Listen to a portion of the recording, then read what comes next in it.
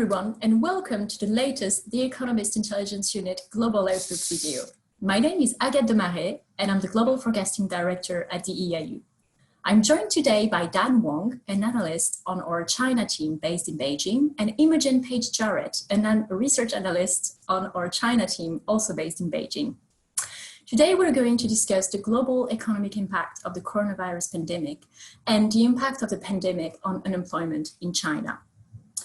So obviously, the global economic picture is very bleak at the moment, and we've made lots of revisions to all our economic forecasts across the world. We now believe that global output is going to contract by 2.5% this year from a previous forecast of growth of 2.3%. The picture is looking really bleak across the world, with just recessions in all G7 countries and all but 3 G20 countries. There are very high downside risks to our economic forecast that there will be a pickup in the second half of this year, especially if there are second or third waves of the epidemic. So I'm going to turn to Imogen now to discuss the big question that everyone is looking to answer at the moment, which is when can we expect recovery? So Imogen, you've been closely looking at the novel coronavirus. What do we currently know about it? So COVID-19 is certainly not the first coronavirus that we've seen, with previous notable examples including SARS and MERS. But what does make it unique is the wide range of symptoms that it manifests in patients. So initial studies estimate that around 80% of people that contract the virus actually only have mild or asymptomatic symptoms, and that means it's extremely hard to know and measure the real scale of the epidemic.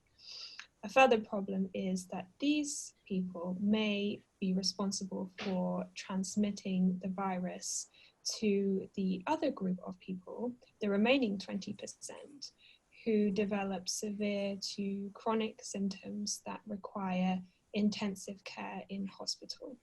And governments are struggling now with overburdened healthcare systems that cannot keep up with the number of patients that are coming into limited intensive care wards. The third issue with the coronavirus is that it is highly contagious. So the current containment measures that are now in place in many countries, once they are lifted, the virus may again begin to spread rapidly within the community, necessitating those measures to be tightened again. Now, the measures that we're currently seeing, their purpose is twofold. The first is to reduce the transmission rate, the speed at which the virus transmits within the population, and also to reduce the burden on healthcare systems. And at the current stage, the current scale that the coronavirus epidemic has currently reached, it's highly unlikely that it will completely disappear. So it's going to be a long-term problem we're going to have to face until an effective vaccination or treatment becomes available, neither of which are currently available, and at the fastest timeline may take 18 months to develop. So Imogen, you've mentioned that a lot of countries have implemented containment measures to try to slow the pandemic. When will things get back to normal? That's the question that everyone is trying to answer at the moment. So if we look at Wuhan, the source of the virus, and a city in central Hubei province in China, they lifted the lockdown on the city in early April, and 1.5 months after the epidemic began to stabilize in the city. Now, I expect that other governments will take a similarly cautious approach.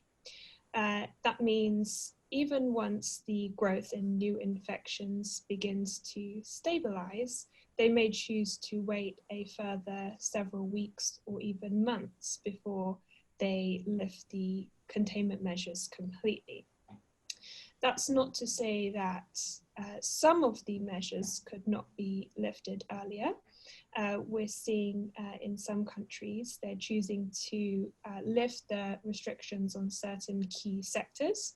So for China, that was export-focused manufacturers, and in Europe, it may, and in India, it may focus more on small businesses.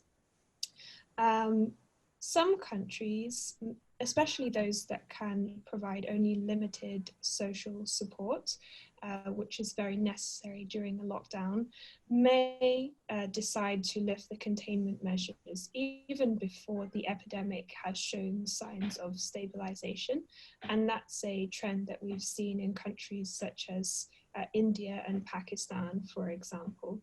So governments are facing the very difficult decision of balancing the cost and benefit of these containment measures. And if they're seeing extremely high employment rates, India, for example, it's reported the unemployment rate exceeded 20% in March. If that economic cost becomes too great, then they may choose to lift the containment measures earlier. And finally, some countries such as Singapore and Japan, which had initial success in managing their outbreaks, are now being hit with second waves of infections, mainly from nationals returning from overseas. So I think the key takeaway is, even once containment measures are lifted, there is the constant risks that things could get worse again and measures need to be tightened further. So basically, these containment measures are just resetting the clock and buying the government more time to try and get a handle on the epidemic, perhaps roll out more testing and tracing in order to monitor those who are infected. Mm-hmm. That's very interesting. So from what you say, I think that we can fairly confidently say that social distancing is going to remain for a long while. Maybe one last question for you, Imogen, before we turn to Dan to discuss unemployment in China. Which sectors will be most affected by the pandemic, and will some benefit, maybe? So the coronavirus epidemic is going to, well, it already is hitting both supply and demand. So on the supply side, labor shortages, logistical disruptions, and also the lockdowns are inhibiting producers' ability to operate. And on the supply side, subdued consumer and business sentiment, as well as the lockdowns, mean that consumer and business demand for goods and services is very weak at the moment. And this makes the epidemic very difficult to compare to previous crises that we've seen, such as the global financial crisis in 2008 to 2009, which primarily hit demand. So the majority of sectors are going to be negatively impacted by the epidemic. Some will come out and benefit, including producers of medical equipment, food and other necessities, health insurance, and also online services, which encompasses a broad range of things from food delivery to online education and even online fitness classes, for example. Some manufacturers that have invested in automation may be able to get away with less disruption, such as the electronic sector, but they're going to then have to deal with the issue of weaker demand for their products and disrupted supply chains. And I think, to end with, the sectors which will be hardest hit are consumer-facing industries, tourism, bricks and mortar retail, entertainment and leisure. Not only has demand dropped for those services, but governments are generally banning their operation as part of the lockdown. So they're going to face headwinds throughout 2020. Thanks so much, Imogen. That was absolutely fascinating. I'm going to turn to Dan now to discuss the impact of the pandemic on unemployment in China. So maybe, Dan, a very basic question, but very hard to answer, because I know you've done a lot of work to try to answer it. How many people have lost their jobs in China, and in which sectors especially? Well, so far we estimated in the first quarter, China had 5 million additional unemployment people, but they are all across the board, services, industries, even agriculture. But for 2020 as a full year, we estimate there will be an additional 22 million people losing their job. And on top of that, there will be more than 100 million people suffering from a wage cut between 30 to 50%. And I would say that for this year as a whole, it is the services and export sector that will be hit the most, because to start with, they're both very large employers, and especially the services sector. And in the first quarter, it was the worst hit, and in the rest of the year, the situation will get a little bit better, but it won't be too soon, because a lot of those industries, it either require mass gathering or direct physical contact. And that's very hard to avoid. As Imogen has pointed out, the social distancing will stay in place for a while. And for the export sector, the global weak demand will last for a long time, as we have predicted. So for G20 countries, it's very hard for us to expect any time of a rebound in the second quarter, or not maybe even in the third quarter. And that means for China's largest exporters, such as the manufacturers for electronics or electric machinery, they will have a very hard time to rebound, even in the second half of the year. So the unemployment picture is quite bleak. Mm-hmm. And so there's been a lot of discussions around the social safety net in Western countries. How does that work in China? What can people who have lost their jobs do? China's social safety net is very, very limited comparing to other Asian countries, not to mention the European standard or the US standard. So the one thing that Chinese workers can apply immediately is the unemployment insurance. It had required quite a lengthy process of application. It requires the company to provide a letter of certificate saying that this worker is leaving the work voluntarily. It's not involuntarily. It's not that we still want him or her. So it's very hard to acquire such kind of letter. And on top of that, all those trouble the workers have to go through doesn't really justify the meager payment this insurance scheme has promised, because the average unemployment insurance payment that so far the workers are getting is about $40 per week. And that's way below what one needs to survive in cities. And beyond that, there is virtually no additional payment system that can help workers directly. So we have seen that a lot of the migrant workers have returned to their rural homes, and that's sort of a safety net, but there's really little job opportunities they can find there. And for other type of work, especially in cities like in the IT sector or the business services sector, those workers will have to face a longer period of unemployment, because without a true rebound of economy, it's very hard to create this kind of a high-end job for those workers. Mm-hmm. So as you said, it's really a bleak picture. And how about what the Chinese government is trying to do to support employment? Or which measures is it taking, and are these measures enough? So far, the Chinese government have been taking a lot of measures trying to help the companies, not much about helping the workers.